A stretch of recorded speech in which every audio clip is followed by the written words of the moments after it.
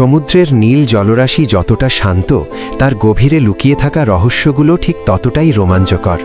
Mark Anderson একজন অভিজ্ঞ driver, যার গত 10 বছর কেটেছে সমুদ্রের অতল গহ্বরে সামুদ্রিক প্রাণীদের ছবি তুলে। কিন্তু গত 9 সেপ্টেম্বর তার জীবনে এমন এক অবিশ্বাস্য ঘটনা ঘটে, যা কেবল তার জীবন নয়, বরং মানুষের প্রতি প্রাণীদের বিশ্বাসের সংজ্ঞাও বদলে দিয়েছে।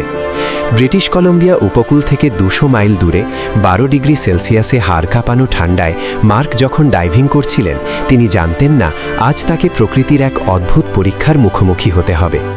হঠাৎ করেই মার্ক লক্ষ্য করলেন জলের নিচে এক অদ্ভুত মুভমেন্ট। মনে হচ্ছিল বিশাল কোনো কিছু তার আশেপাশেই আছে।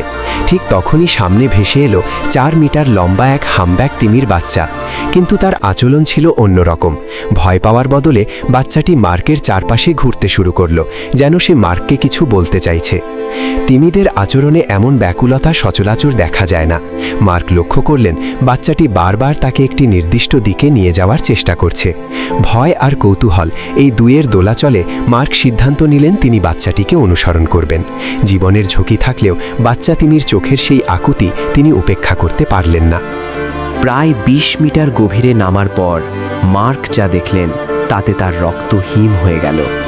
সমুদ্রের তলদেশে নিথর হয়ে পড়ে আছে এক বিশাল মা তিমি। প্রায় 14 মিটার লম্বা এই প্রাণীটির সারা শরীর অদ্ভুত ধূসর রঙের কিছুতে ঢাকা।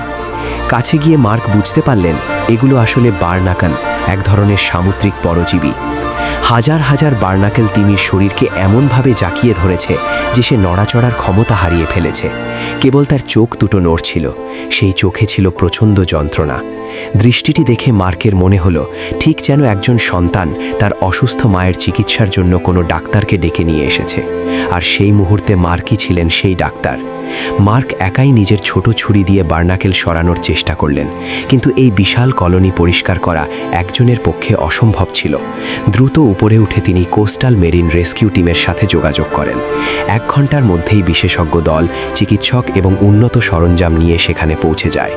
শুরু হলো এক দীর্ঘ এবং কঠিন লড়াই। তিমির ত্বকের ক্ষতি না করে অত্যন্ত সাবধানে হাজার হাজার বার্নাকেল সরিয়ে ফেলা হলো। পুরো সময়টা জুড়ে বাচ্চা তিমিটি পাশেই ছিল, যেন সে বুঝতে পারছিল তার মাকে বাঁচানোর চেষ্টা চলছে। বার্নাকেল সরানোর পর চিকিৎসকরা তিমির স্বাস্থ্যের আরও গভীর সমস্যা খুঁজে পেলেন। তার পেটে ছিল এক বিশাল ইন্ডাস্ট্রিয়াল ফিশিং নেট। নিষিদ্ধ এই নেটটি তৈরি ছিল ট্রিবিউটাইলটিন নামক বিষাক্ত কেমিক্যাল দিয়ে। এটি তিমির শরীরে এক ধরনের স্লো পয়জন হিসেবে কাজ করছিল, যা তার লিভার এবং কিডনিকে নষ্ট করে দিচ্ছিল। মানুষের ফেলে দেওয়া আবর্জনা এবং লোভ কিভাবে সমুদ্রের রাজাদের মৃত্যুর মুখে ঠেলে দিচ্ছে, এই ঘটনাটি তারই এক করুণ প্রমাণ। দ্রুত উদ্ধারকারী দল তিমিটিকে একটি সামুদ্রিক পুনর্বাসন কেন্দ্রে নিয়ে গিয়ে ইমার্জেন্সি অপারেশন শুরু করে। 3 সপ্তাহের দীর্ঘ চিকিৎসা আর মার্কের প্রতিদিনের সাহচর্য সব মিলিয়ে তিমিটি ধীরে ধীরে সুস্থ হয়ে ওঠে। যেদিন তাকে পুনরায় সমুদ্রে মুক্ত করে দেওয়া হলো, সেই দৃষ্টিটি ছিল চোখে জল আসার মতো। মানুষ হয়তো সমুদ্রকে কেবল সম্পদের আধার মনে করে, কিন্তু সমুদ্রের প্রাণীরাও ভালোবাসা আর বিশ্বাস বোঝে। সেদিন সেই ছোট্ট বাচ্চাটি যদি সাহস করে মানুষের কাছে সাহায্য না চাইত, তবে আজ এই মা তিমির গল্পটি হয়তো অন্যরকম হতো। প্রকৃতিকে ভালোবাসুন, কারণ দিন শেষে আমরা সবাই এই পৃথিবীরই অংশ।